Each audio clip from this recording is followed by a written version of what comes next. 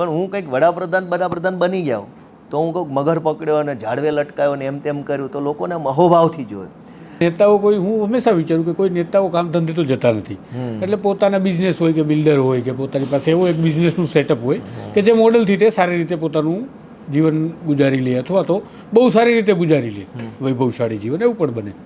તો ગોપાલ ઇટાલી આના માટેનું મેનેજમેન્ટ કેવી રીતે કરે છે? તો જે અનામત આંદોલન થયું ને એ ખરેખર સારું થયું. તો સ્નેહલ એવી કઈ વાનગી બનાવે કે જે ગોપાલને વધારે ભાવે?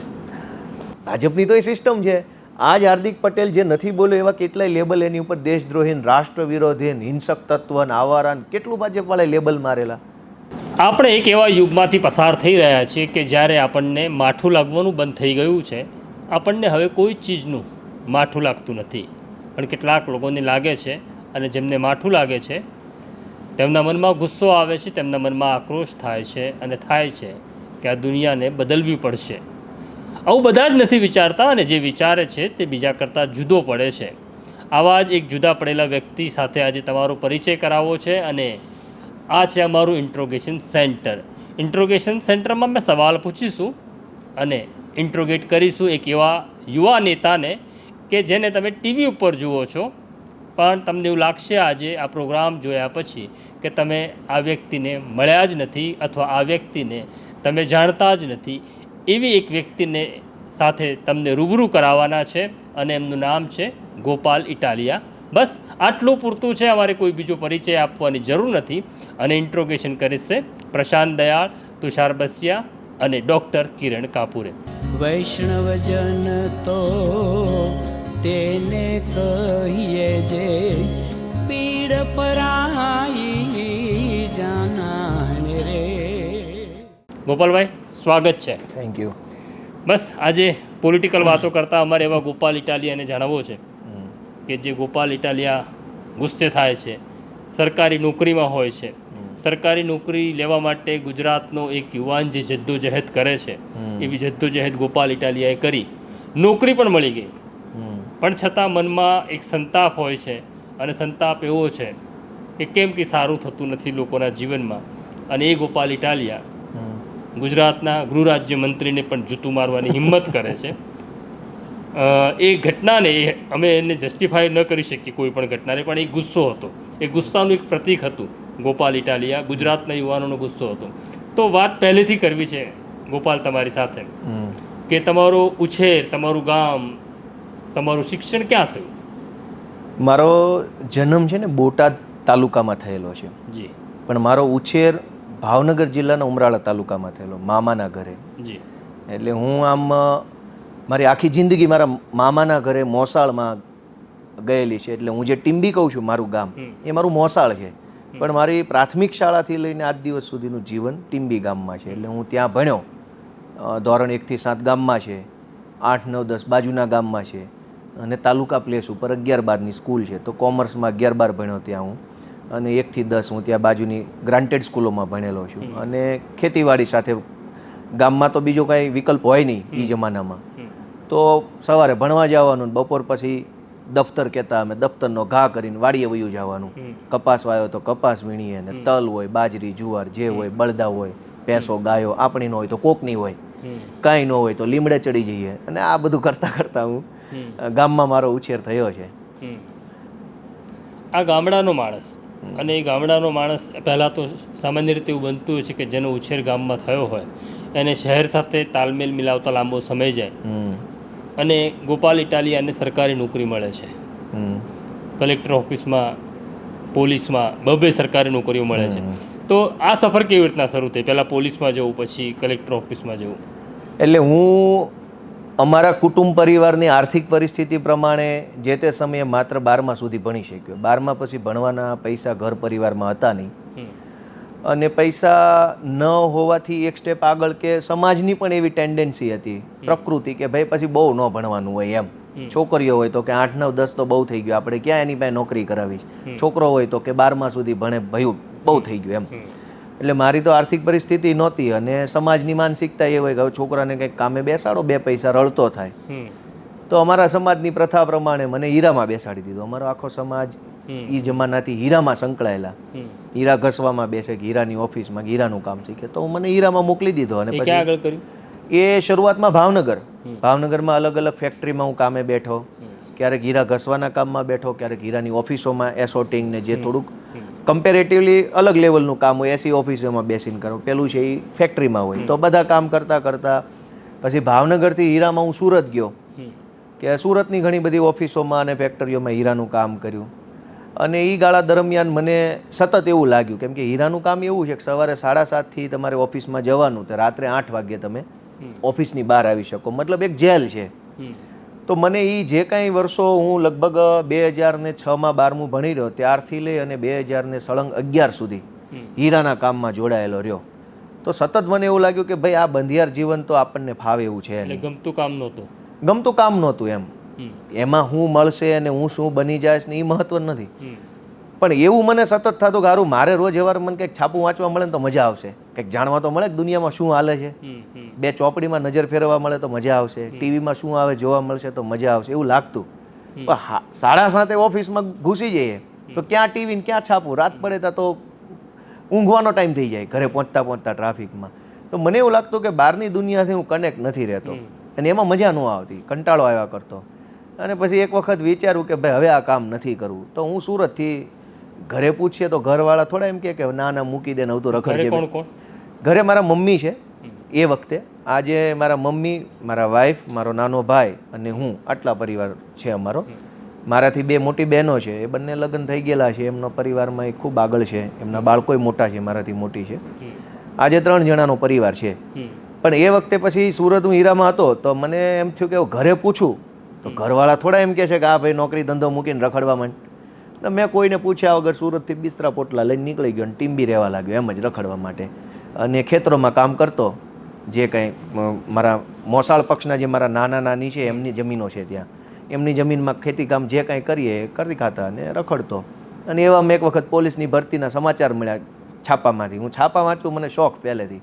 તો ગામના પાનના ગલ્લે છાપું આવે, એમાં રોજગાર દર્શનની એક કોલમ આવતી હતી. એવું ખાસ ધ્યાન રાખતો શું શું આવે. એક વખત પોલીસની જાહેરાત આવી તો બધી તપાસ કરીને ભાવનગર જઈને ફોર્મ ભરી આવો, ફિઝિકલ ફોર્મ ભરવાનું. 2009. એ વખતે ફિઝિકલ ફોર્મ ભરવાનું હતું, ઓનલાઈન સિસ્ટમ નહોતી. એસપી ઓફિસેથી ફોર્મ લેવાનું, 100 રૂપિયાનો ડિમાન્ડ ડ્રાફ્ટ કઢાવવાનો, પછી જમા કરાવવાનું, ફોટો ચિપકાવીને એવું. એ ભરી દીધું. અને ભરી દીધું એટલે મનમાં એવું થયું કે સારું હવે તો પોલીસ બનવું છે. પોલીસના સપના આવવા માંડ્યા. મૂંગતા હોય તો આમ જમાદાર બની ગયા, દંડો પછાડીએ, આમ સિટીમાં અરે આમ બે જાય ઊભો થઈ જાય ને એવું બધું આમ ફિલિંગ આવે. લોકો આપણને ઊભા કર્યા એટલે એવી આમ ગુડ ફિલિંગ આવે મને, આમ હાલવાનું. આમ ગામમાં ફોર્મ ભર્યું તો પાવર આવી ગયો. તો પછી તૈયારીમાં લાગી ગયા. એટલે ગામમાં તો શું ખેતરોના રસ્તા ખુલ્લા હોય, કોઈ સામું મળે નહીં. અમે ગામના 8-10 છોકરાઓ મારી હારે ભણવાવાળા બધા હતા, અલગ અલગ સમાજના, બધાએ ફોર્મ ભરેલું. તો 6 વાગે આમ જાગીને ખેતરોમાં દોડવા વહી જાય. દોડાય એટલું દોડવાનું અને પછી સવારે પછી ત્યાં બેન ગપ્પા મારીએ ને વાતો કરીએ ને પાછા આવી જઈએ. અને એક દિવસ ફિઝિકલ પરીક્ષા રાજકોટ આવી, એમાં પાસ થઈ ગયો. તો પાસ થઈ ગયા તો ઓર જુસ્સો વધી ગયો. લેખિતની તૈયારીમાં લાગી ગયા. લેખિતમાં શું વાંચવું કંઈ ખબર પડે નહીં, ગામમાં ચોપડા મળે નહીં, જે ચોપડા મળે એ ખરીદવાના, ખિસ્સામાં પૈસા નહીં. તો જેટલી ખબર પડતી હતી, કોઈ એવું કીધું જાણકાર માણસ અમારા ગામમાં કોઈ હતા જેણે અગાઉ જીપીએસસી આપેલી, કે ભાઈ તમારા 11મા 12માના 8, 9, 10ની સમાજ વિજ્ઞાન, ભૂગોળ ને એવા ચોપડા વાંચો. તો હું તો ચોટલી બાંધીને લાગી ગયો અને 100માંથી 76 માર્ક આવ્યા મારે કોન્સ્ટેબલની પરીક્ષામાં, ઊંચા મેરિટમાં આવ્યો હું. અને પછી તો કંઈ પછી હતું નહીં, ફિઝિકલ ને મેડિકલ હતું તો પોલીસ થઈ ગયો અને અમદાવાદમાં આવી ગયો. એ પોસ્ટિંગ અમદાવાદ હતું? હા, અમદાવાદ સિટીમાં, અમદાવાદ શહેર પોલીસમાં પોસ્ટિંગ મળ્યું. એટલે અમદાવાદ હેડક્વાર્ટરે હાજર થયા શાહીબાગ. અને ત્યાંથી અમને જુનાગઢ ટ્રેનિંગમાં મોકલ્યા. તો 9 મહિના ટ્રેનિંગ કરીને પાછા અહીં આવ્યા તો માધુપુરા પોલીસમાં પોસ્ટિંગ આવ્યું. અને પછી આગળ વધ્યા ત્યાંથી. એમ કેટલો ટાઈમ કર્યું પોલીસમાં નોકરી? પોલીસમાં 2015ના લગભગ એન્ડ સુધી હું અહીં માધુપુરા પોલીસમાં. એટલે 9 થી 15? 9 થી નહીં, 9માં તો મેં ફોર્મ ભર્યું. ઓકે. 10માં અમારી પરીક્ષા આવી, ફિઝિકલ પરીક્ષા, ગ્રાઉન્ડની, દોડવાની, ગોળા ફેંક, લાંબી કૂદ, ઊંચી કૂદ, એવું બધું જ હતું એ વખતે. અત્યારે નથી હવે પોલીસમાં.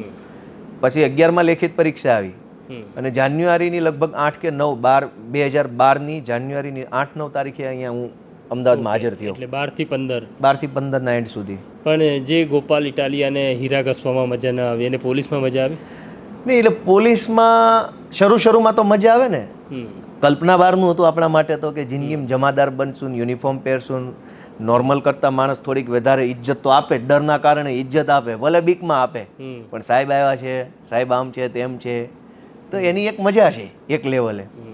પણ થોડોક વધારે સમય ગયો તો મને ખરેખર ત્યાં એવું થયું કે ભાઈ આપણી પાસે શક્તિ થોડીક વધારે છે ને એટલું કામ અહીંથી આપણાથી થતું નથી. યા તો કેટલીક વસ્તુ પોલીસ ઈચ્છે તો સારી થઈ શકે એમ છે, છતાંય સારું ખોટું થાય છે. જેમ કે મને ત્યાં અમારે એ વિસ્તારોમાં દારૂ વેચાવાનું પ્રમાણ આજે ખૂબ છે ને ત્યારે ખૂબ હતું. એ જગ જાહેર વસ્તુ છે અને એમાં શું વ્યવસ્થા છે એ બધાને ખબર છે, આનો પુરાવો ન હોય, ખબર બધાને હોય.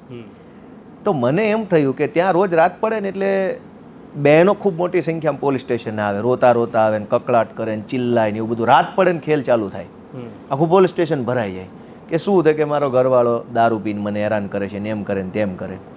એટલે પોલીસ ઘરવાળાને લાવીને મારે ને કેસ કરે ને જેલમાં પૂરી દે, એટલે વળી છોડાવવાના 2000નો ખર્ચો થાય.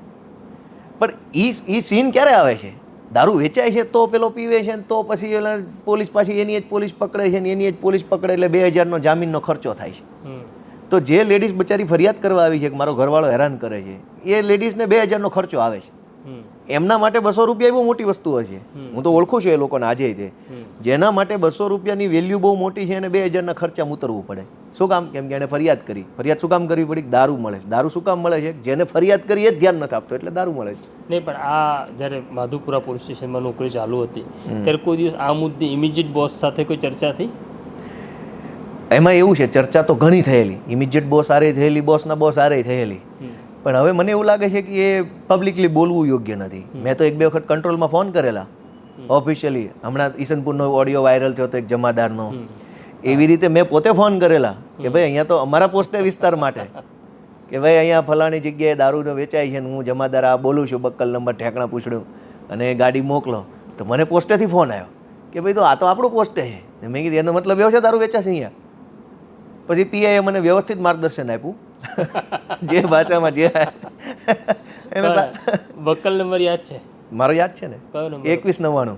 ઓકે, 2199. બસ, તો હવે આગળની સફર સાથે તુષાર વાત કરશે. એટલે હવે એવું તો નહીં પૂછાય કે ગોપાલભાઈ ક્યાંય તોડ કરવા પછી મોકલતા ને જતા કે નહીં? હા, નહીં એટલે કે પોલીસ ચોકીમાં તમે નોકરી કરતા હોય તો પછી તોડ કરવા જવું પડે છે, સ્વાભાવિક બાબત છે. પણ અત્યારે તો મારે ન પૂછાય કે તમે પીઆઈ માટે તોડ કરવા જતા કે ન જતા, કારણ કે તમે જવાબ નહીં આપો અને ટ્રેક પણ બદલાય છે. નહીં, પણ પીઆઈ અમારી જીવન મોકલે નહીં. ના મોકલે. એમાં થોડોક સીધી લાઈનમાં હાલે એવો માણસ હોય ને, બધાને નથી મોકલતા. બધાને ન મોકલે. એની આખી વ્યવસ્થા અલગ છે. એ તો તમે બધા જાણો છો, તમે તો એનો એપિસોડ કરેલા છે દાદાએ ને બધાએ. તો અમારી જીવન ન મોકલે કોઈ. પણ મારે એ પૂછવું હતું કે ગોપાલ ઇટાલિયા ખાસ કરીને દરેક સમાજની અંદર ત્યારે એક નામ જે છે પાછું આવ્યું, જૂતું મારવું ને બધું તો અલગ વાત છે રાજનેતાને, પણ કથાકારવાળી એક ઓડિયો ક્લિપ હતી.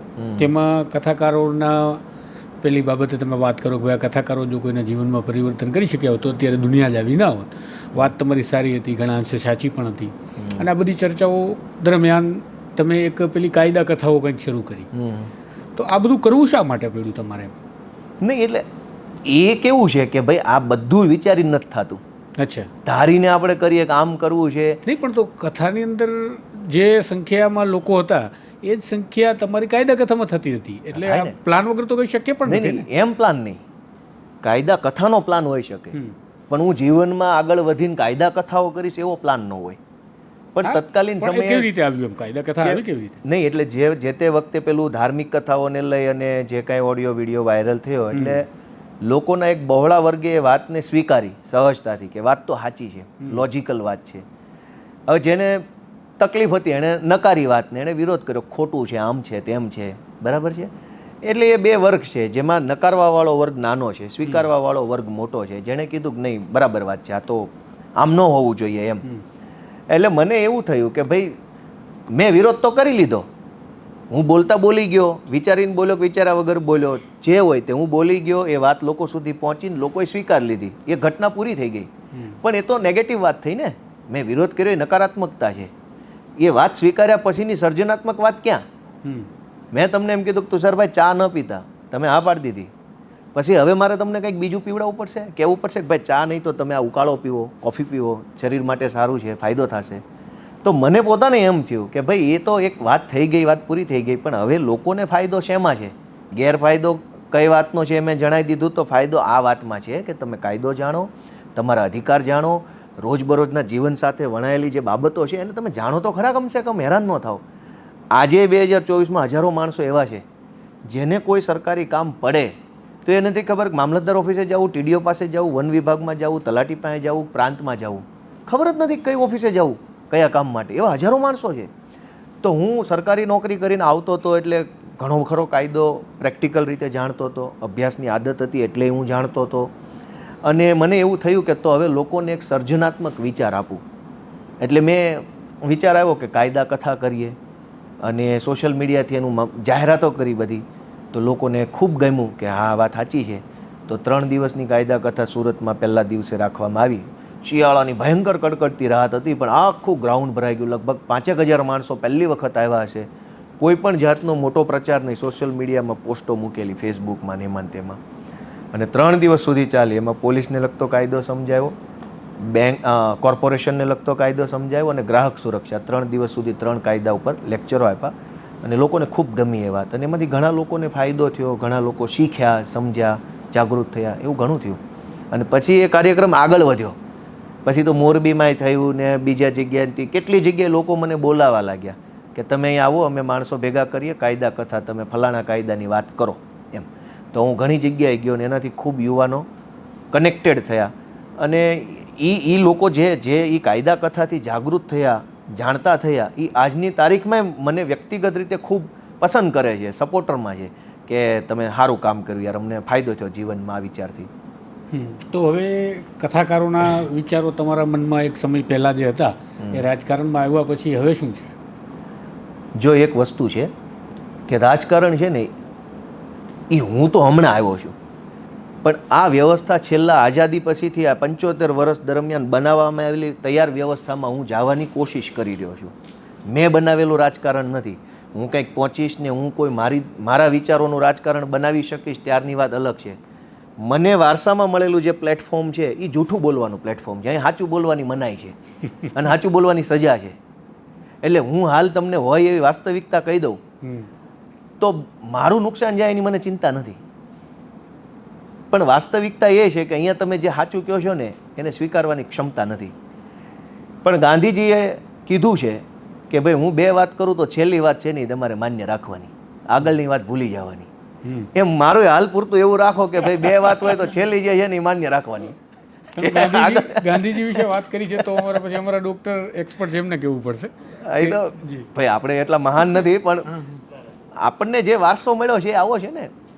ઋષિમુનિઓએ જે છે એમણે કીધું ભાઈ 2 વાત હોય છેલ્લી વાત તમારે ફાઇનલ રાખવાની છે. કેમ કે માણસમાં બદલાવ આવે છે. વાલીઓ લૂંટારો વાલ્મીકી બની શકે છે, એ આપણી જ પરંપરા છે.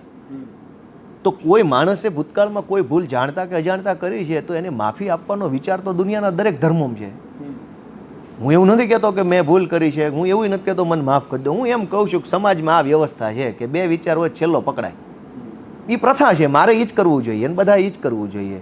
ગોપાલ મહત્વનો નથી, એ વ્યવસ્થા મહત્વની છે. મહાપુરુષોએ આપણને જે વ્યવસ્થા આપી એ મહત્વની છે. આપણે એ વ્યવસ્થાને જાળવી રાખવાની છે. તમે હીરાની ઇન્ડસ્ટ્રીમાં રહ્યા અને એમાં તમને અસહજ લાગ્યું ને તમે પછી સરકારી નોકરીમાં પછી આવ્યા અને પછી સરકારી નોકરીમાં પણ તમને એવું લાગ્યું કે મારે અહીંયાથી નીકળવું જોઈએ, કે મારી શક્તિ વધારે છે, હું વધારે કંઈ કરી શકું. હવે જે તમે રાજકીય ક્ષેત્રમાં આવ્યા છો તો હવે તમને એવું લાગે છે કે તમે એક મુકમ્મલ જગ્યા પર આવી ગયા છો? નહીં, એવું તો હોતું જ નથી. આ તો માણસનો સ્વભાવ જ તે સાયકોલોજીકલી આમ મહત્વકાંક્ષી હોય. દરેક માણસને જ્યાં છે ત્યાં કોઈને સંતોષ નથી. તો અહીંયા અમારું શરૂઆત છે એટલે શરૂઆતનો જે આનંદ હોય ને એ છે. અમારે 12મા કોમર્સમાં ભણવામાં આવતું તૃષ્ટિગુણનો સિદ્ધાંત ભણવામાં આવતો. તૃષ્ટિગુણ ઘટતા દરે વધે. એટલે પહેલી રોટલી ખાવાની જે મજા આવે ચોથી રોટલીમાં નથી આવતી. એમ આ તૃષ્ટિગુણ જેવું છે જીવન. રાજકારણમાં શરૂઆતના વર્ષો છે મજા આવે, બની શકે કે આજથી 40 વર્ષ પછી આટલી મજા નહીં આવે. અત્યારે કઈ રોટલી ચાલે એવું તો એટલે અત્યારે તો અત્યારે મતલબ શરૂઆતનો તબક્કો છે, સ્વાભાવિક છે, મજા છે. આવતીકાલનું તો કેમ કંઈ કહી શકાય, પણ મજા છે, સારું છે. એટલા માટે કે આ ક્ષેત્રમાં તમે ધારો એટલું સમાજનું સારું કરી શકો એટલી શક્તિ છે રાજકારણમાં. શરત એટલી છે કે તમે ધારી શકવાની ક્ષમતા ધરાવતા હોવા જોઈએ. અને બીજી શરત એ છે કે ક્ષમતા હોય તો પાછા ધારવાય જોઈએ. ઘણીવાર ક્ષમતા હોય ધારે નહીં. આ ભાજપમાં એટલા બધા નેતા છે, ક્ષમતાવાળા એમાંય છે, પણ ધારી નથી શકતા. તો આ સમાજનું સારું કરી શકવાની તાકાત ધરાવતું પ્લેટફોર્મ હોવાનો મને સંતોષ છે. અને રખડતા ભટકતા ધારીને કે અણધારી રીતે અહીં પહોંચી ગયાની મજા મને તો આવે છે. નહીં, પણ આગળ તમારું ભવિષ્ય કેવી રીતે જુઓ છો તમે? કેવી રીતે આગળ વધવા માંગો છો એમ એ તમે જરા કહી શકો જો આ ક્ષેત્રમાં? હું તો ઘણા બધા મહાપુરુષોના ભાષણો ઇન્ટરવ્યૂ સાંભળતો હોય તો એક હાઇપોથેટિકલ વાત છે કે હું બાળપણથી જ આમ વિચારતો તો નામ થઈ ગયો નહીં. મને જે સમજાણું છે એવું છે કે હું પોલીસે વિચારી નહોતો બન્યો અને આ પાર્ટીમાં હું ક્યાંય ધારીને કે હું 2018માં પાર્ટીમાં જોડાઈને નેતા. એક પ્રવાહ છે, જેમ આગળ વધતા જાવ છો એમ આગળનો રસ્તો દેખાતો જાય. એટલે પહાડ ઉપર ચડતા હોય ને જેમ ચડીએ એમ ખબર પડે કે ડાબી બાજુનો વળાંક છે કે જમણી બાજુનો છે.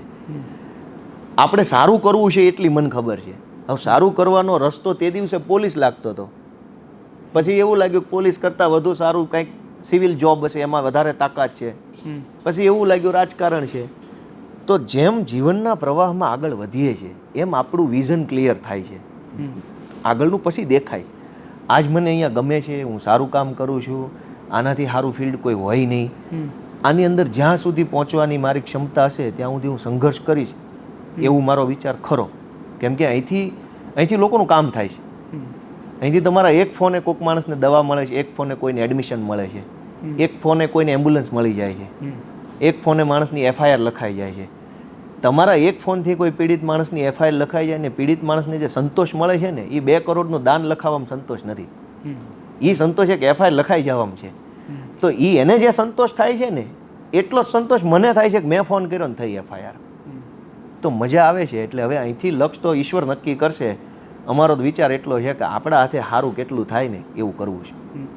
પણ અઢી દાયકાથી ગુજરાતમાં તો બીજેપી શાસનમાં છે, તો એ બીજેપી શાસનમાં છે તો એ દરમિયાન તમે જે નવા સવા આવ્યા છે વિરોધ પક્ષમાં છે એમને એ લોકો શું કામ કરી શકશે એવું તમને લાગે છે?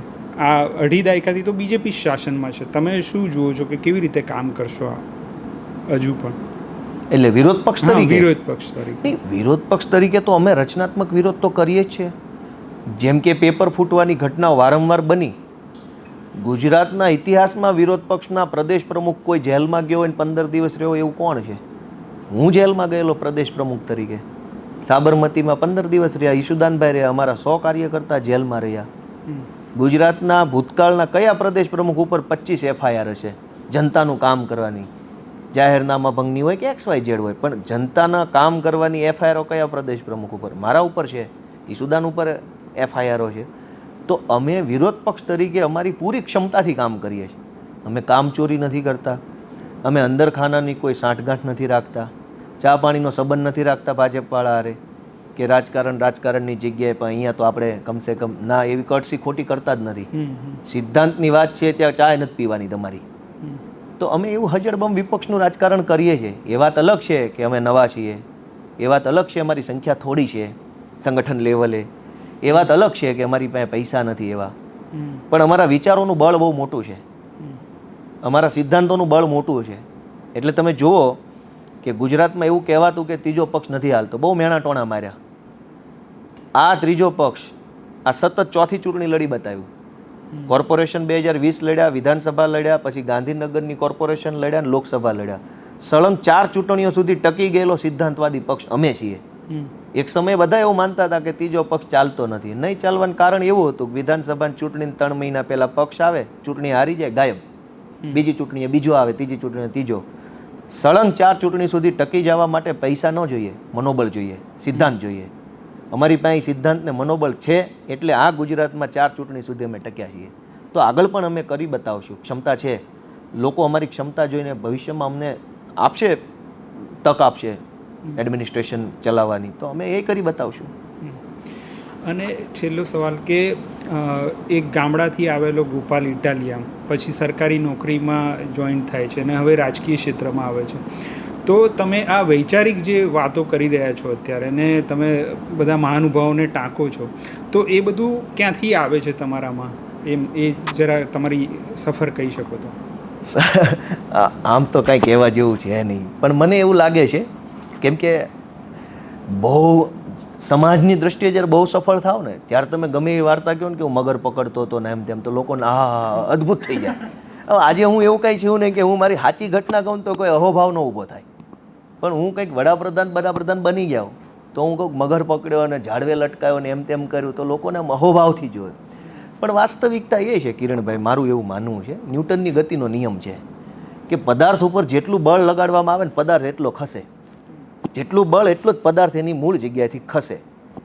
તો એ ગતિનો નિયમ છે. મનુષ્ય એક પદાર્થ છે. મનુષ્ય ઉપર પીડાનું, સંઘર્ષનું, યાતનાઓનું જેટલું બળ લાગશે ને એટલો જ મનુષ્ય આગળ જશે. મને એમ લાગે છે કે ગામડાનું જીવન મને ઈશ્વરે જે આપ્યું એ જીવન ઉપર યાતનાનું બળ લાગેલું છે, પીડા લાગેલી, સંઘર્ષ લાગેલો છે. ગામડામાં કાંઈ સુવિધા ન હોય, રૂઢિચુસ્ત માનસિકતા હોય, વ્યવસ્થાઓની કમી હોય, અને વ્યવસ્થા ન હોય એનું કોઈને પાછું અસંતોષ ન હોય. વ્યવસ્થા નથી એને જ વ્યવસ્થા માનીને જીવવાવાળો સમાજ હોય.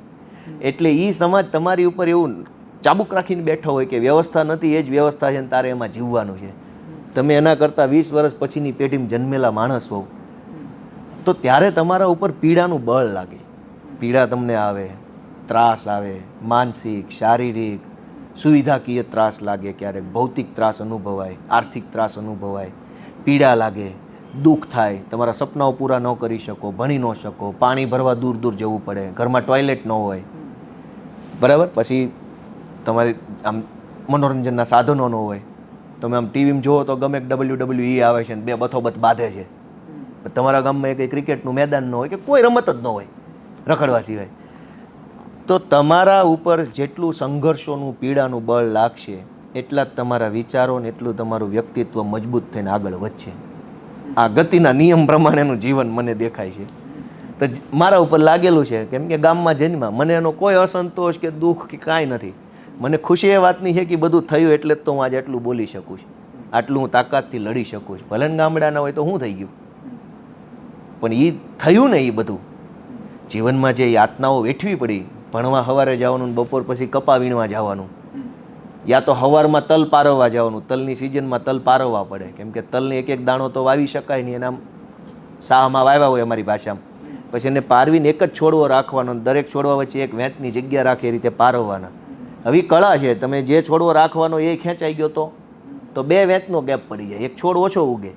તો અમે એ બધી વસ્તુમાંથી આવ્યા ને એનાથી વ્યક્તિત્વ બનેલું છે. આનું બીજું તો ક્યાં ક્લાસ કરવા જાઓ.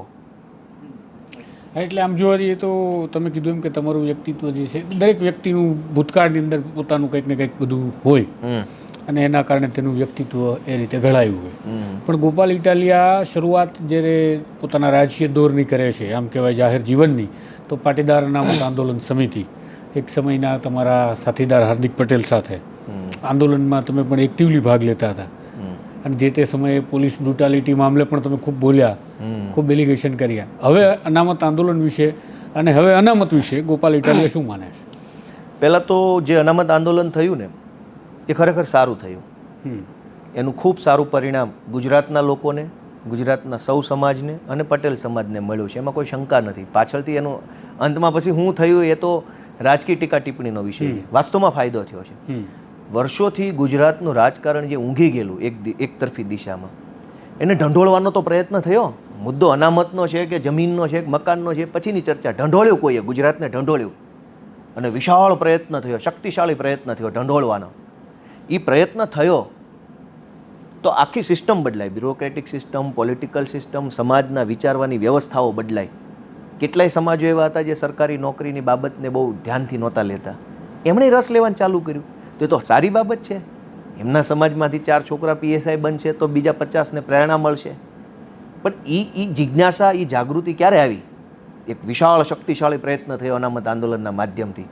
સરકારમાં વર્ષોથી છાપેલા કાટનાની જેમ બેઠેલા નેતાઓ હતા, એની અંદર બદલાવ આવ્યો. સરકારી તંત્રના વિચારવાની પદ્ધતિમાં બદલાવ આવ્યો.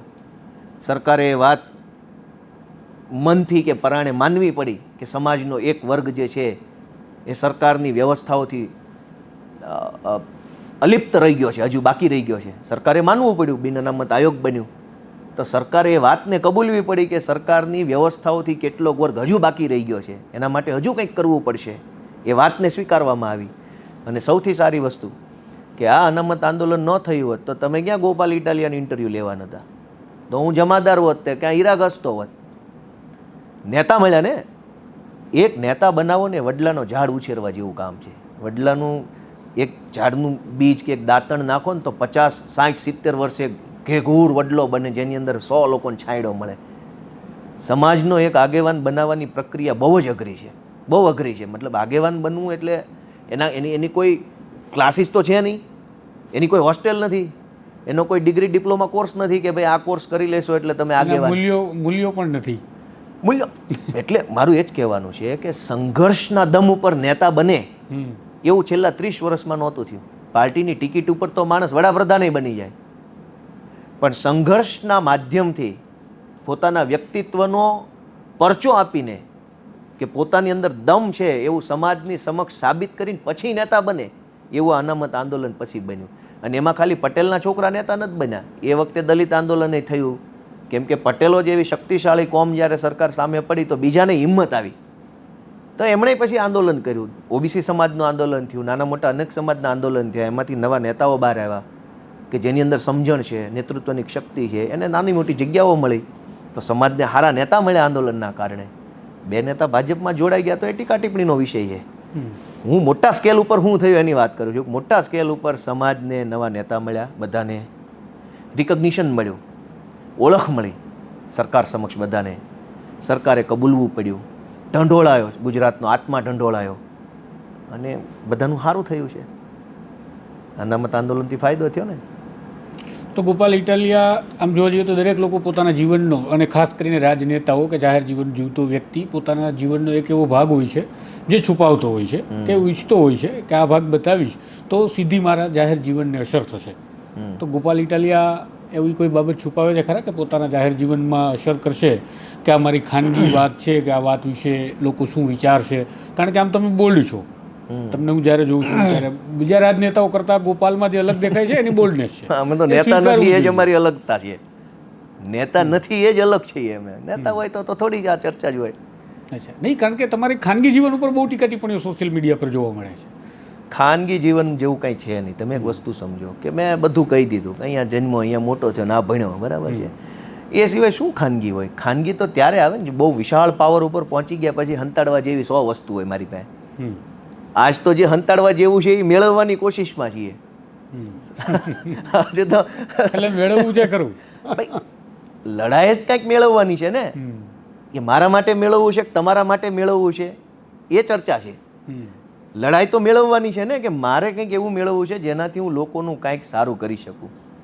મારું જ સારું વિચારવું હોય તો હું પોલીસે હતો, હું ક્લાર્કે હતો, અને આજે હું આ બધું બંધ કરીને મારી બુદ્ધિ જ ઈશ્વરે જે આપી છે એ ધંધામાં વાપરું તો મારું આજે સારું જ છે, મારું કંઈ મોડું નથી થાય. હું વકીલ છું, બધું જ સારું છે, પણ લડાઈ જ એ વાતની છે કે કંઈક પામવું છે, લોકો માટે સારું કરવું છે.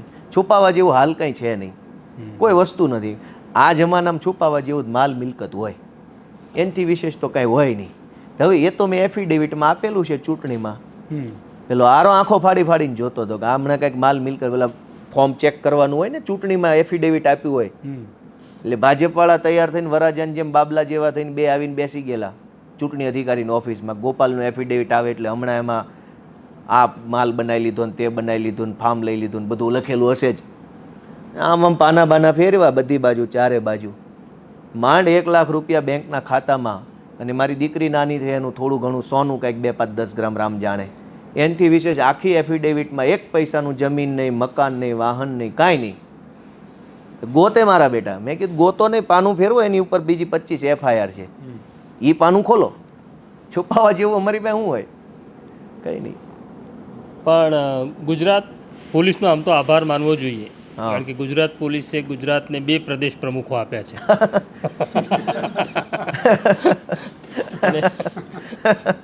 બે રાજકીય પક્ષો. હા, 2 રાજકીય પક્ષો, પક્ષે અલગ, પક્ષો અલગ છે, અને બંને પોલીસમાંથી આવે છે. એમાં ફરક એ વાતનો છે કે એકને પોલીસ ખાતે કાઢી મૂકેલા છે અને મેં સામેથી રિઝાઇન આપેલું છે, મેં સામેથી રાજીનામું આપેલું છે, એકને કાઢી મૂકેલા. ભલે બાકી બધી સિસ્ટમ બરાબર છે.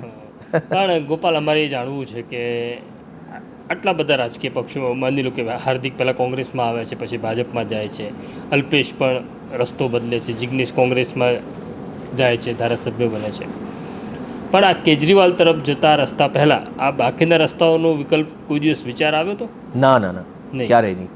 તો પહેલી વખત કેજરીવાલને મળવાનું ક્યારે થયું? હું પહેલી વખત એટલે એમ ઔપચારિક રીતે હું તો મળેલો, એ મને ન ઓળખે ને મને એમાં કેજરીવાલ સાહેબને અને પાર્ટીમાં કોઈ રસ ન હોય એવી રીતે પ્રોટોકોલ હતો એક વખત, સરકારી પ્રોટોકોલ. ઉનાકાંડની ઘટના બની તો કેજરીવાલ સાહેબ એ વખતે અમદાવાદથી બાય રોડ ઉના ગયેલા, કે ગયેલા કે મેં મને બહુ પાક્કું યાદ નથી, પણ રિટર્ન મને ખ્યાલ છે કે બાય રોડ રિટર્ન આવતા હતા અને ધંધુકાની RMS હોસ્પિટલ છે ત્યાં એમનો હોલ્ટ હતો નાસ્તાનો, અને હું ધંધુકા પ્રાંતનો ક્લાર્ક હતો, એટલે એક સરકારી ફરજ હતી અમારી કે ત્યાં એનો પ્રોટોકોલ જે મુખ્યમંત્રીનો આવતો હોય તો એ વખતે હું ત્યાં એ રૂમમાં હાજર હતો. ઓકે.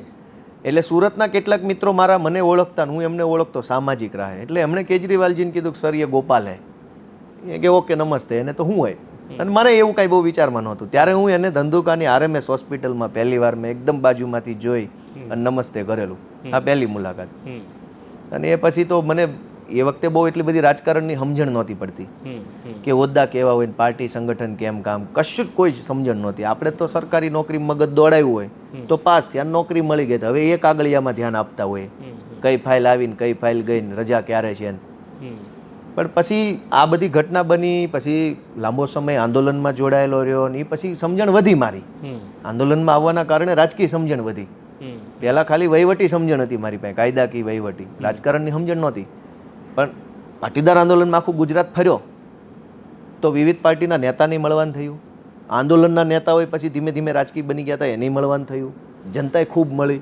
તો બહુ બધી વાતો સાંભળીને ખબર પડવા માંડી કે વિશાળ વસ્તુ તો રાજકારણ છે, આપણે જે કરીએ છીએ એ નાની વસ્તુ છે. એ પછી સમજણ વધતી ગઈ. અને પછી જ્યારે મન બનાવી લીધું કે પોલિટિકલ પાર્ટી જોઈન કરવી છે, ત્યારે સૌથી પહેલી મુલાકાત કોની સાથે થાય છે? મને પાર્ટીમાં એ વખતે કિશોર કાકા પ્રદેશ પ્રમુખ હતા આમ આદમી પાર્ટીના, એટલે હું બહુ ચર્ચામાં આવેલો વ્યક્તિ હતો એ વખતે. આ બધી અલગ અલગ સારી અને ટીકા કરી થઈ શકે એવી બધી ઘટનાઓ મારી આસપાસ બનેલી, એટલે હું ચર્ચામાં હતો. તો કિશોર કાકા પ્રદેશ પ્રમુખ એટલે એ મળવા આવેલા 2-3 વખત અલગ અલગ સમયે. તો મને કે આવો તમે જોડાવ, આમ છે તેમ છે, એટલે હું બહુ રિસ્પેક્ટફુલી એમને મળીને વાત કરેલી, પણ બહુ વધારે કંઈ ખાસ એવું નહોતું કે જોડાવ કે ન જોડાવ, હાય નહીં નાય નહીં.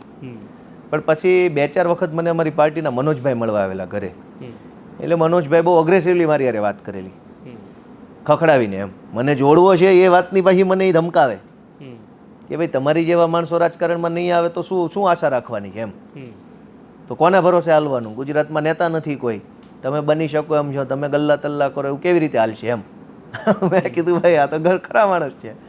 એટલે પછી મનોજભાઈ 2-3 વખત મને મળ્યા, ફરી કિશોર કાકા મળ્યા મને, સુરતથી અમારા રામભાઈ છે એ પણ મને મળેલા, ધર્મેશ ભંડેરી જે વિરોધ પક્ષના નેતા રહી ચૂક્યા છે, મતલબ સુરતથી કનેક્ટેડ વધારે લોકો મને મળ્યા, કેમ કે હું સુરત રહેતો હતો અને કાઠિયાવાડના કારણે એ બધા કાઠિયાવાડી મિત્રો છે, એમણે એપ્રોચ વધાર્યો અને પછી એક દિવસ નક્કી થયો કે ભાઈ હવે જોડાઈ જવાનું છે, તો હું જોડાઈ ગયો તરત જ તે દિવસે. પણ એની પહેલાં દિલ્હી જઈને કેજરીવાલને કે બીજા કોઈને મળ્યા નહીં? હું કોઈ પણ દિલ્હીના નેતાને જોડાતા પહેલાં મળ્યો નહોતો. ઓકે. જોડાયા પછી મળ્યો હું બધાને ઓકે. અલગ અલગ સમયે, પણ પહેલાં તો હું લોકલ મનોજભાઈ અને કિશોર કાકાએ મને જે વાત કરી એ વાતને એગ્રી કરીને કીધું ચલો જોડાઈ. જ્યારે ગોપાલ ઇટાલિયા, કિશોર કાકા, મનોજભાઈ અહીંયા એક બીજ રોપે છે, જેને કોઈક પાણી આપે છે, ધીરે ધીરે વૃક્ષ મોટું થાય છે અને ત્યાં ઈસુદાનની એન્ટ્રી થાય છે, ત્યારે મનની સ્થિતિ શું હતી? મનની સ્થિતિ સારી છે. પહેલાં ગાડું હું એકલો ખેંચતો હોઉં અને બાજુમાં બીજો ખેંચવા વાળો આવે ગાડું ઝડપથી હાલે ને. હું એમ કહું બીજો નથી આવતો હું જ ખેંચીશ તો બની શકે પહોંચું જ નહીં ગાડું લઈ જઈને જ્યાં પહોંચાડવાનું, તો 2 ખેંચવા વાળા હોય તો ગાડું પહોંચશે તો ખરું નહીં. પણ આ બંને ખેંચવા વાળા એક જ દિશામાં ગાડું ચલાવે છે. બિલકુલ. એમાં કોઈ નહીં એવું પણ એવું અલગ અલગ દિશામાં ગાડું ખેંચવા માટે કંઈક કારણ તો હોવું જોઈએ ને. ના, તો ખાલી જાણવા માંગુ છું. હું જાણવા નહીં, હું તો જે છે એ કહું છું કે અલગ અલગ દિશામાં ખેંચવા માટે કંઈક લોભ, લાલચ કે મહત્વાકાંક્ષા હોવી જોઈએ. અહીં એવું કંઈ છે નહીં. અહીં તો પાર્ટીનો ઝંડો ઉઠાવીને જિંદાબાદ મુર્દાબાદ જ કરવાનું છે હમણાં તો. હવે એમાં ક્યાં અલગ દિશામાં જવાની જરૂર? કાલ સરકાર બને તો હું મંત્રી તું મંત્રી, એની લડાઈ કોઈ શું કહેવાય ગેસ કરી શકે, ધારી શકે કે આવી લડાઈ હોઈ શકે. અત્યારે તો ધારવા માટેનો કંઈ પ્રશ્ન નથી. નહીં, આજે આખી પ્રોસિજર ચાલે છે, વંડી ઠેકીને લોકો ભાગે છે, કોઈક મંત્રી બને છે, કોઈક ધારાસભ્ય બને છે, તો કોઈ દિવસ ભારતીય જનતા પાર્ટી તરફથી એપ્રોચ થયો? કે આ દુઃખી શું કામ થાવ છો?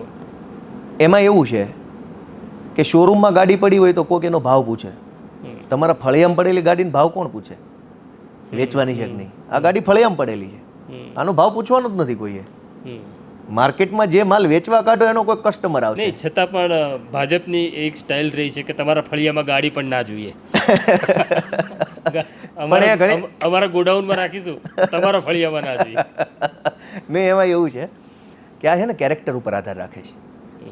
ખબર છે, ઘણી વખત આપણે પોલીસમાં સરકારી ઓફિસમાં જઈએ ને એટલે મારી તમારી જેવા જાહેર જીવનના માણસોને કહો કેમ કે કરાવી દો ને મારું કંઈક, આપણે જેમ કે ભાઈ એ નહીં માને એનું રહેવા દો. આપણે કોશિશ કર્યા વગર એમ કહી દે કે ભાઈ પટેલ સાહેબ હશે તો છોડ દો, એમાં નહીં કાંઈ થાય. એ પટેલ સાહેબનું ચારિત્ર છે. માણસનું ચારિત્ર જ્યારે માણસ એવું ઘડે ને તો લોકોનો અભિપ્રાય બદલાઈ જાય કે એમાં રહેવા દે, એમાં કોશિશ ન કરતા. મેં હંમેશા એવી પ્રયત્ન કર્યો છે કે મારું ચારિત્ર એવું હોવું જોઈએ કે કોઈ એમ વિચારી ન શકો જોઈએ કે આમાં હાથ નાખશું ને હાથ લાગી જાય. એટલું તો રાજનીતિનું ચારિત્ર જ અપેક્ષિત છે ને જનતામાં અને મને. તો મને આજ દિવસ સુધી કોઈ પણ ભાજપના માણસે ઓફિશિયલ કે અનઓફિશિયલ કોઈ પણ સંપર્ક કરવાની કોશિશ નથી કરી, એટલા માટે કે એ પોતે અંદરથી માને છે કે આ ન મળાય. એ ચારિત્ર છે. પણ હા, મારા અંગત મિત્રો હોય છે કુટુંબ પરિવારના જ્ઞાતિના, એ હસી મજાકમાં, કેમ કે એની અને મારી એક્સેસ વધારે હોય. મારા અંગત સર્કલના કુટુંબના હોય વ્યક્તિઓ જેની હારે હું છેલ્લા 20 વર્ષોથી બેસતો હતો, એને સંકોચ ન હોય તો દાંત કાઢતા કાઢતા કહી દે કે આ બધું શું કરે, તું ભાજપમાં હોત તો અત્યારે આમ બની ગયો હોત. તો પછી એને હું મારી રીતે જવાબ આપી દઉં જે દેવા જેવો. પણ મને કોઈ આવીને રાજકીય લેવલે આવીને વાત કરી જાય એ વાતમાં માલ નહીં. કેમ કે આપણે એવું કાંઈ જોતું જ નથી જીવનમાં. ભાજપની ગાડી, બંગલા, હોદ્દા, ખુરશી, નોકર ચાકર, ગાડીનો ગેટ ખોલી દેવાવાળા નોકર, આ આપણે કાંઈ જોતું નથી જીવનમાં. હું જે ગામમાં જન્મો ત્યાંથી આજ હું જ્યાં છું ત્યાં મને એવું લાગે છે કે હું રાજા મહારાજા કરતાં ઊંચી જગ્યાએ પહોંચી ગયો. હવે આનાથી સારું હોય નહીં કાંઈ. અને જે જોતું હશે એ બળ કરીને લઈશું, નહીં મળે છોડી દઈશું. એહસાનથી નથી જોતું ભાજપના, એટલે કોઈ ન મળે મને.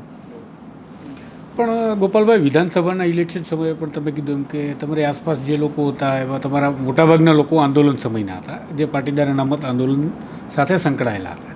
કારણ કે તમે તમારા 2 મિત્રો હમણાં ખોયા પણ છે, એક ધાર્મિક માલવિયા અને બીજા અલ્પેશભાઈ. તો આ 2 મિત્રો તમારા ભારતીય જનતા પાર્ટીમાં સામેલ થઈ ગયા છે. તો આમાં કોઈ જે તે સમયે આંદોલનમાં કોઈ વૈચારિક રીતે જોડાયેલા લોકો તમારી પાસે હતા, એ જતા રહ્યા છે એવું કહેવાય ભાજપમાં? કે પછી એવું કહેવાય કે બસ તમારી સાથે આવ્યા, ચૂંટણી લડવા માટે આવ્યા અને ફરીથી ભારતીય જનતા પાર્ટીમાંથી જતા રહ્યા? એ તો હવે સમય મૂલ્યાંકન કરશે. હાલ તો બધું કેવું કોઈ લોજિકલ વાત નથી. નહીં, કારણ કે એક આ ટીમ હતી તમારી જે હાર્દિક પટેલ સામે બંધ પોકારવામાં સૌપ્રથમ જેમને પહેલ કરી હતી. કોણે? અલ્પેશે, નહીં, ધાર્મિકે, તમે. હું તો એવડો નેતા હતો નહીં. પાટીદાર આંદોલનમાં મારી ભૂમિકા કોઈ નેતાના સ્વરૂપમાં નહોતી. જે કોઈ 8, 10, 15, 20, 25ની ટીમ હોય એમાં હું કોઈ હોદ્દેદાર ક્યારેય રહ્યો નથી કે હું ઓફિશિયલી કોઈ એના પ્લેટફોર્મનો નેતા તરીકે એસ્ટાબ્લિશ માણસ નહોતો. હું તો સમાજની લાગણીએ ત્યાં હતો. ઈશ્વરની કૃપાથી હું સારું બોલી શકું છું, એ લાયકાતના આધારે હું સ્ટેજ ઉપર હતો. હું નેતા નહોતો કે ભાઈ પાટીદાર આંદોલનના ટોપ 5 નેતા જે રોજ ટીવીમાં આવે ને એ જ નક્કી કરે ને એ જ સમાજને, એવા હું ભૂમિકામાં નહોતો. એટલે હાર્દિકનો વિરોધ કોણે કર્યો કોણે નથી કર્યો એ તો હવે એ પ્રશ્નમાં આપણે પડતા નહીં. આપણે તો સમાજના પ્લેટફોર્મ પરથી આપણે શું એવી વાત રાખીએ કે જેનાથી બધાને ફાયદો થાય, એ ભૂમિકા મેં ભજવેલી. બાકી બહુ લપવાળી ભૂમિકામાં હું રહ્યો નથી એમાં. અચ્છા, પછી એક વિવાદ એવો આવતો તમારા વિડીયોને લઈને કે જેમાં તમે ચોક્કસ રીતે તમે ચોક્કસ જાતિની જે છે એ વાત રજૂ કરો છો. એક ચોક્કસ જાતિને નુકસાન પહોંચાડવા માટે તમે એક બીડું ઝડપ્યું છે, એ પ્રકારના કથિત ઓડિયો ક્લિપ્સ પણ તમારા નામે અથવા તો તમારા વાત થયેલા હશે, હું નથી જાણતો, કે જેની વાતો થતી. ચોક્કસ જાતિના નામો એટલા માટે નહીં પડતો કારણ કે એ સમય તમારો જે દોર હતો એમાં એક તરફ આંદોલન હતું, બીજી તરફ કથાકારો હતા. હું રાજકારણમાં આવ્યો ને પછી તો મેં કર્યું હોય એવું ન કર્યું એવું બધું આવવા માંડ્યું. નહીં, આપણે સમયની વાત કરું છું. એ સમયની જ વાત કરું. હા, હું એ સમયની જ વાત કરું છું. ચર્ચામાં આવ્યો, પાટીદાર આંદોલનથી ચર્ચામાં આવ્યો તો ભાજપની આઈટી સેલની લોબી બેઠેલી જ છે. રાહુલ ગાંધીએ ક્યારેય એવું નથી કીધું કે ભાઈ આથી બટેટું નાખો ને સોનું નીકળશે. તો એ આખા દેશના મગજમાં વાત નાખી દીધી ભાજપવાળાએ. તો હું કેટલીક વસ્તુ બોલ્યો છે એ જગ જાહેર છે, જે નથી બોલ્યા એ આપણા ખાતે ચડી ગયું છે. હવે એનો તો ક્યાં ખુલાસો કરવા જવું? ભાજપની તો એ સિસ્ટમ છે. આજ હાર્દિક પટેલ જે નથી બોલ્યો એવા કેટલાય લેબલ એની ઉપર દેશદ્રોહી, રાષ્ટ્ર વિરોધી, હિંસક તત્વ, આવારા, કેટલું ભાજપવાળાએ લેબલ મારેલા. આજે એ બધા લેબલો ઉખાડી લીધા અને રાષ્ટ્રભક્તિનો મુગટ પહેરાવી દીધો છે માથે. તો કેટલીક વસ્તુ હું બોલ્યો છું, કેટલીકની તો આપણને ખબર નથી, એમ નામ લેવા દેવા વગરની આપણા નામે ચડી ગઈ છે. હવે એનો તો હું ખુલાસો કરવો, હાલતું રહે. તો ગોપાલ ઇટાલિયાનો સૌથી કપરો કાળ કોઈ પૂછે જીવન સંઘર્ષનો, તો એ કયો કહી શકાય? આમ તો મને ક્યારેય એવું નથી લાગ્યું કે ક્યારેય નહીં? ક્યારેય મને એવું લાગ્યું નથી. કોઈ સમય જો મને કપરો લાગ્યો હોત તો બની શકે કે એમાંથી બહાર જ ન આવ્યો હોત. અચ્છા. એવું બને ને. હું જેલમાં ગયેલો પહેલી વખત, મારે કોઈ જામીન કરાવવાવાળું નહોતું. એમ કે કોઈને ખબર એવી હોય છે ને કે આ માણસ કોણ છે. ઘટના બનતા બની ગઈ હોય પછી છોડાવવા કોણ આવે?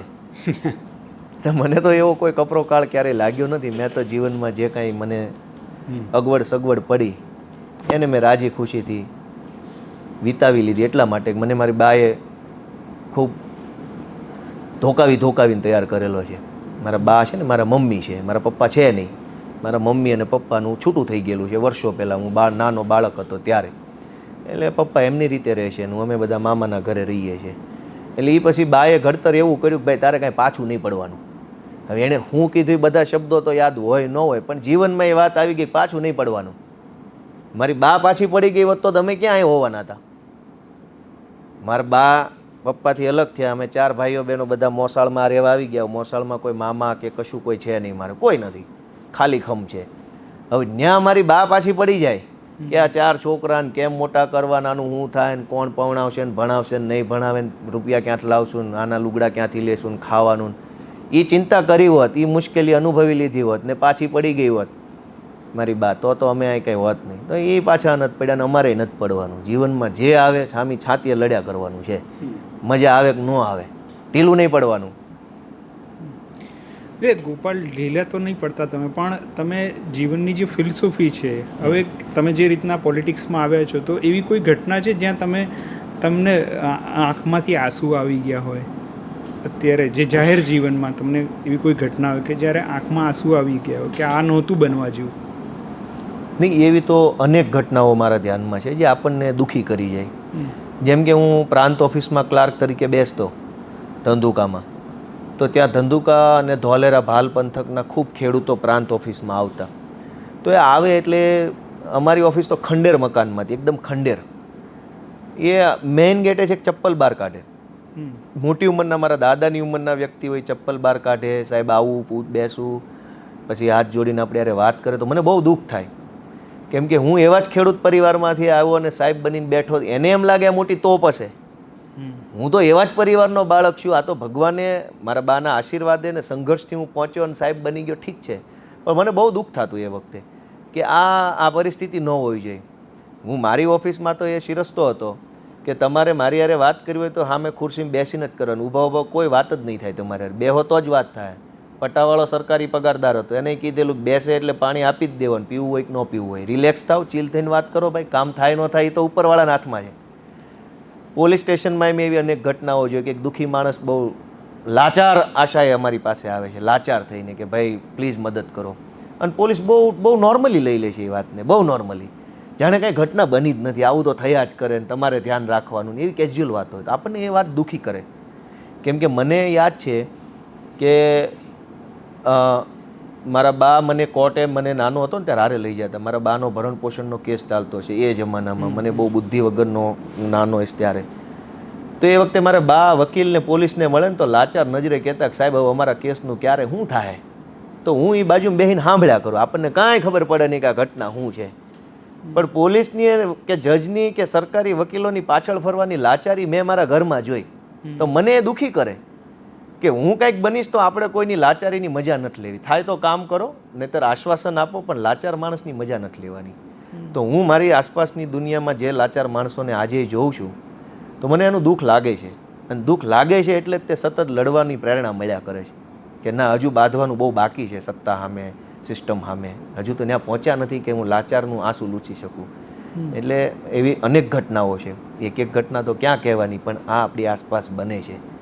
હજારો લોકો, આજે હું વકીલ બન્યો છું તો ખૂબ, જેમ કે હું તમને હમણાંનો દાખલો આપું કે આરટીઈ એડમિશન, આરટીઈની અંદર સુરતની એક બહુ 5 સ્ટાર કોઈ મંત્રીની સ્કૂલની અંદર એક છોકરાને એડમિશન મળ્યું. હવે સ્કૂલવાળા એના વાલીને ધમકાવ્યા કે તમે આ ખોટી રીતે એડમિશન લીધું છે ને તમારી આવક આટલી નથી ને આવક વધારે છે ને તમારી ઉપર કેસ થશે ને આમ થશે ને તેમ થશે ને. અને પેલા માણસો તો રોવે મારી નજર સામે મને ફોન કર્યો કે ક્યાં છો તમે, વાત કરવી છે. મેં ઘટનાની ગંભીરતા સમજીને મેં કીધું હું તમારા ઘરે આવીશ. હું એમના ઘરે ગયો તો કે ભાઈ આ છોકરાઓને કાઢી મૂકવાનું કહે છે અને અમે તો સહી કરી દેવા તૈયાર છીએ. ભાઈ એની સામે કોણ બાધે, એ તો મંત્રીની સ્કૂલ છે. મેં કીધું બેન એવું ન હોય, ટેન્શન લ્યોમાં. હું એ સ્કૂલે ગયો 2 માણસો લઈને, તો કે પોલીસ બોલાવું ત્યાંના સ્ટાફ. કીધું બોલાવો ને, તમારા ફોન નહીં મારા ફોનમાં જ બોલાવો, કે એવું કાંઈ ચિંતા કરવાનો વિષય નથી. હવે તમે સમજો કે મને દુઃખ ક્યાં લાગે છે કે જે શાળા પાસે, જે શિક્ષણ વ્યવસ્થા પાસે સમાજ, દેશ એવી આશા રાખે છે કે ભવિષ્યના નાગરિકનું ઘડતર આ શાળા કરશે, એ આશા તો સ્કૂલ પાસે જ છે. ભવિષ્યનો કેવો નાગરિક બનાવવાની આશા છે તો કે ભાઈ સારો માણસ બનાવવાનો છે, જે બધાને સારી નજરે જુએ, બધા હાથે હળી મળીને રહે, દેશ ભાવનાથી રહે, બંધુત્વની ભાવના છે ને, બધા ભારતીયો મારા ભાઈ બહેન છે, હું મારા દેશને ચાહું છું, એ ભાવનાવાળો બાળક બનાવવાની જવાબદારી શાળાની છે.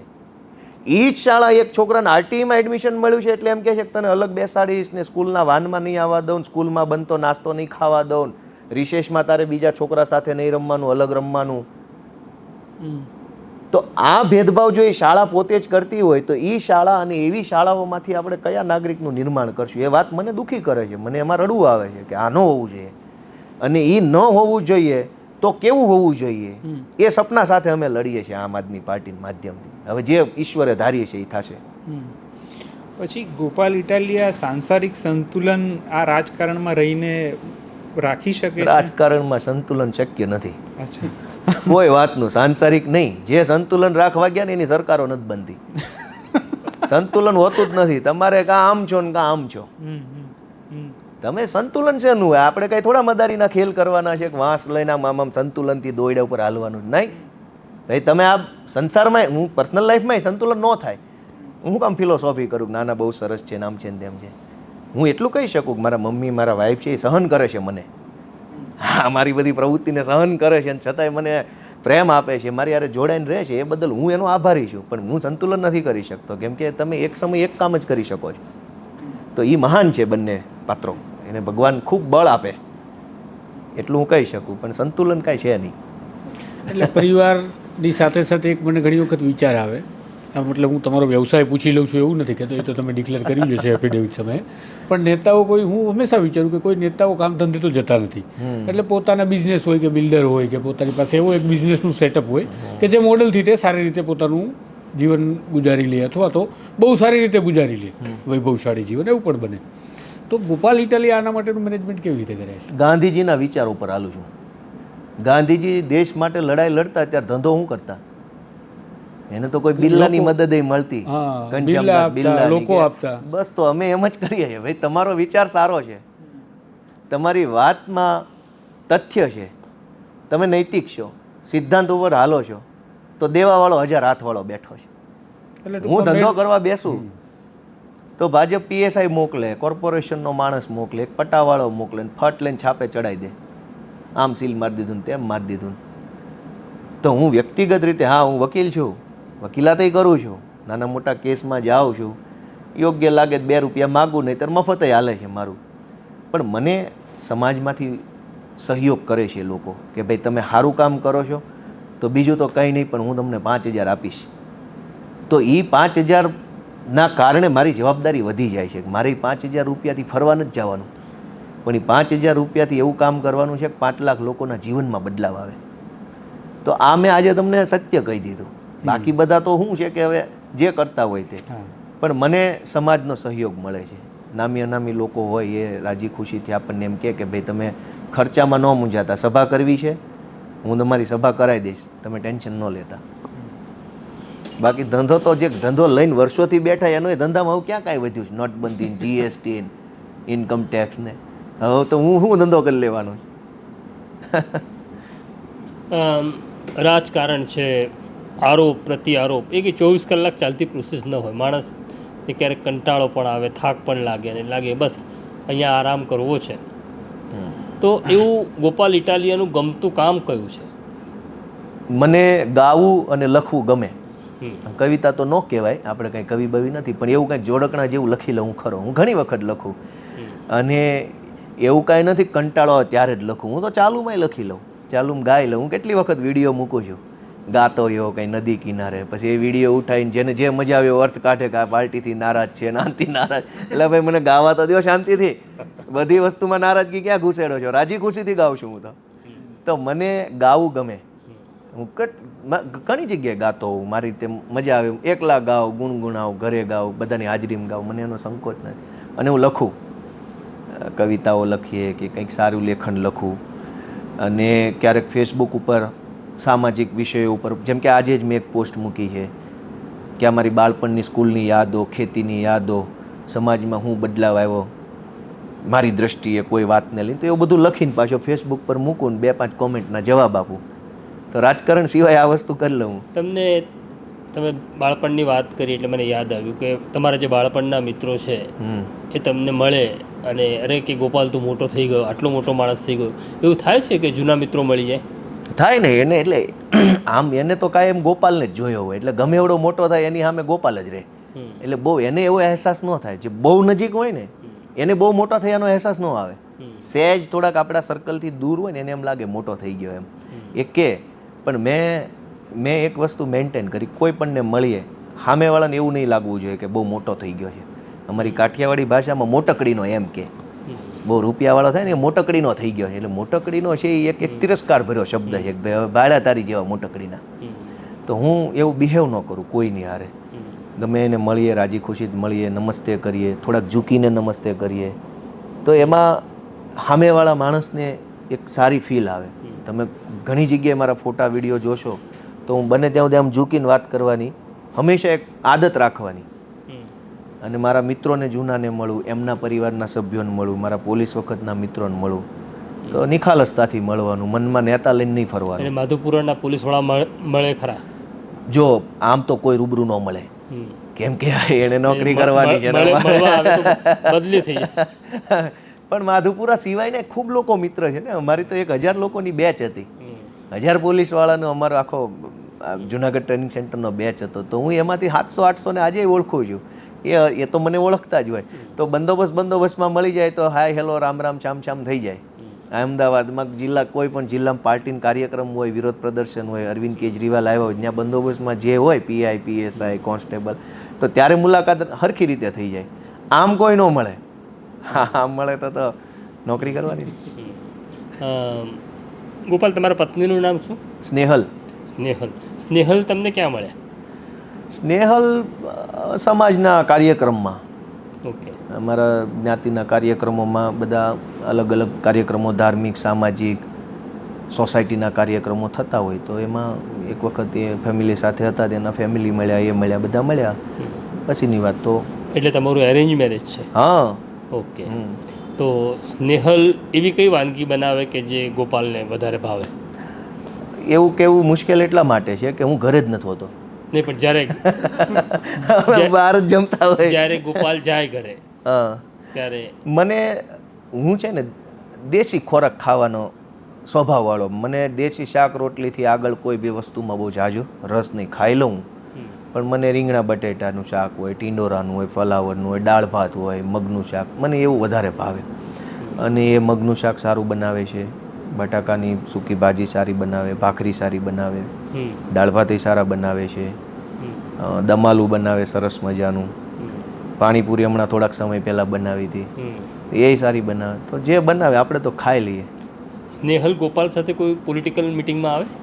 ઘણી વાર આવે, સુરતમાં હોય, ઘણી વખત હોય. જેમ કે લોકસભાની ચૂંટણીમાં ચૈતરભાઈના પ્રચારમાં સળંગ 3-4 દિવસ આવી, રોડ ઉપર ઝંડો લઈને પ્રચાર કર્યો, ડોર ટુ ડોર પત્રિકા વેચી, સભામાં આવે, ઘણી જગ્યાએ આવે. એને જ્યાં આવવું હોય ત્યાં આવે. ઘણી જગ્યાએ અનુકૂળતા ન હોય હું ના પાડી દઉં, તું આમાં રહેવા દે, વધારે ભીડ હશે, હું કંઈ કોર્ડિનેટ નહીં કરી શકું તને, તો તું રહેવા દે. આવે એમ, વાંધો નહીં. તો આ હતા ગોપાલ ઇટાલિયા કે જેમને જમવાનું શું ભાવે છે, એમની પત્ની કોણ છે, એમનું બાળપણ ક્યાં પસાર થયું, એમના મિત્રો કોણ છે અને હજી મિત્રો મળે ત્યારે શું કરે છે, એવી અનેક વાતો આ ઇન્ટરવ્યૂમાં છે. તમને આ ઇન્ટરવ્યૂ એટલે કે અમારું ઇન્ટ્રોગેશન સેન્ટર અને અમારા પ્રશ્નો અને ગોપાલ ઇટાલિયાના જવાબો કેવા લાગ્યા કોમેન્ટ બોક્સમાં જરૂર લખજો. અમે આવા નવા મહેમાનો સાથે તમારી સામે આવતા રહીશું અને જરા વાત કરીશું ઓફબીટ. તો અત્યારે મને મારા સાથીઓને અને ગોપાલ ઇટાલિયાને રજા આપો. નમસ્કાર. વૈષ્ણવજન તો તેને કહીએ જે